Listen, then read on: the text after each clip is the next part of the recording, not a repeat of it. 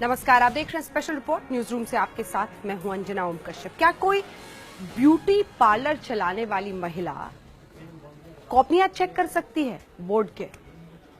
आप सोचिए कि प्राइमरी और मिडिल स्कूल के टीचर्स 12वीं के बच्चों के कॉपियां जांच सकते हैं, या फिर क्या ऐसा हो सकता है कि स्कूल के अंदर ही जो गुरुजी है वो नहीं बल्कि उनके चेले कॉपियां जांचे? ये सब कुछ हो रहा है, और ये हो रहा है बिहार बोर्ड में 12वीं की कॉपियों के साथ। देखिए ऑपरेशन नील बटा सन्नाटा।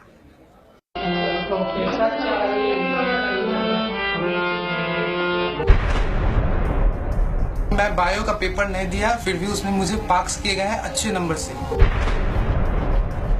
कौन से सब्जेक्ट के हैं आप टीचर? मैथ्स के टीचर है, इंग्लिश की कॉपी आप जांच रहे हैं।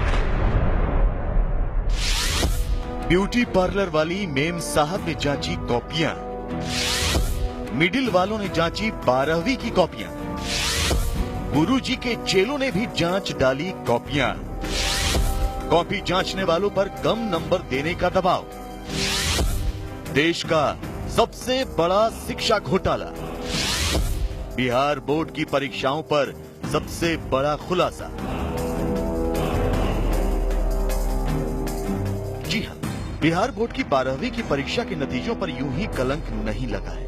बाकायदा कॉलेजों में इन छात्रों के रहनुमाओं ने ही इन नतीजों की कलंक कथा लिखी है। जहां ब्यूटी पार्लर चलाने वाली मेम साहब बच्चों की कॉपी जांचे, छोटे छोटे बच्चे 12वीं की कॉपी जांचे, वहां अच्छे नतीजों की उम्मीद आप भला कैसे कर सकते हैं?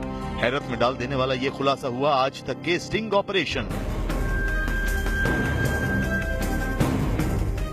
किस वजह से योग्य छात्र फेल हो गए और सामान्य सा छात्र टॉपर बन गया? बिहार बोर्ड के नतीजे इस बार इतने गिर कैसे गए? इन सभी सवालों के जवाब की तहकीकात में आज तक की खुफिया टीम ने बिहार के कॉलेजों की खाक छानी तो कई हैरत अंगेज खुलासे हुए। हमारी इस तहकीकात में हमारे सामने तमाम हैरत अंगेज सच्चाइयां सामने आई। चलिए हम सबसे पहले आपको मिलवाते हैं MDDM कॉलेज मुजफ्फरपुर की प्रिंसिपल और इवैल्यूएशन डायरेक्टर ममता रानी से। ममता रानी से हमारी टीम की मुलाकात कॉलेज में ही हो गई। ममता ने सीधे सीधे मान लिया कि परीक्षकों से उनकी क्षमता की 2 गुना कॉपियां जचवाई गई, औने पौने नंबर दिए गए। जिस परिस्थिति में कॉपी दिखवाई गई वह परिस्थिति भी जिम्मेवार है कि हमारे आधे से अधिक शिक्षक हड़ताल पर थे। +2 वाले जितने थे समान काम समान वेतन को लेकर के, और उन लोगों को हड़ताल को तोड़वा के और समय पर रिजल्ट देने के लिए काम का दबाव भी बढ़ा, और एवरेज मार्किंग हुआ, दबाव बढ़ा, और उस दबाव का नतीजा यह रहा कि जल्दी जल्दी करके देना। तो जिसकी कैपेसिटी 30 की है वो 60 कॉपी देख रहा है। तो गलतियां स्वाभाविक है, गलतियां स्वाभाविक है। और ऊपर से यह डर कि हम ज्यादा नंबर देंगे तो कॉपी रीचेक में हम पर गाज गिरेगी। सुना आपने, ममता रानी ने कबूल किया कि शिक्षकों ने दबाव में कॉपियां जांची। अब सुनिए ममता रानी का सबसे हैरत अंगेज कबूलनामा।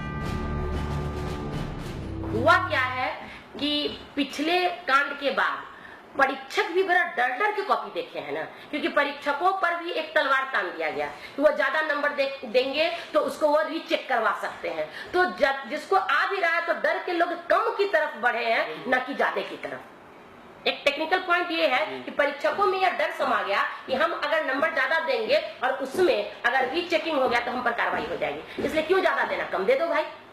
मतलब प्रॉपर नहीं दिया, जितना डिजर्व करता था उतना ज्यादा देने का सोच ही नहीं रहे। उनकी मंशा यह हो गई है कि हमको कम मार्क्स देना है। ममता रानी ने इस सवाल का जवाब तो दे दिया कि क्यों प्रतिभाशाली बच्चों को भी बहुत कम मार्क्स मिले, क्योंकि ऊपर से आदेश थे कि ज्यादा नंबर नहीं देने। इस तहकीकात में आगे हमारी मुलाकात हुई वैशाली महिला कॉलेज के प्रिंसिपल और evaluation director doctor Narayan Das से।